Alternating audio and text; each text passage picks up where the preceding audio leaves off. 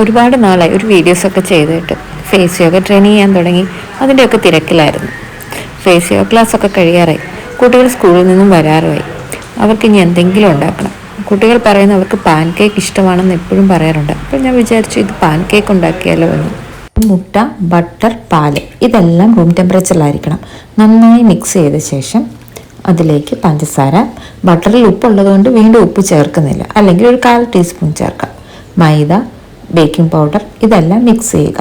ഒരുപാട് സ്പീഡിൽ മിക്സ് ചെയ്യരുത്. അത് നമ്മുടെ പാൻ കേക്ക് പഫിയായി വരത്തില്ല. ആവശ്യമെങ്കിൽ വാനില എസൻസും കൂടി ചേർക്കാം. മുട്ടയുടെ ഉളുമ്പ് ഒന്നും വരാതിരിക്കാൻ സഹായിക്കും. ഒരുപാട് വെയിറ്റ് ഒന്നും ചെയ്യണ്ട, അപ്പം തന്നെ നമുക്ക് പാൻ കേക്ക് ഉണ്ടാക്കാം. ഒരു പാൻ ചൂടായ ശേഷം മീഡിയം ഫ്ലെയിമിൽ മാവ് ഈ ഒരു പരുവത്തിലായിരിക്കണം. പാനിലേക്ക് ഒഴിക്കുക. മാവ് നിരത്തരുത്. ഇതുപോലെ ബബിൾസ് വന്ന ശേഷം നമുക്ക് മറിച്ചിടാം. പാൻ കേക്ക് നല്ല ഫ്ലഫി ആയിട്ട് വന്നിട്ടുണ്ട്.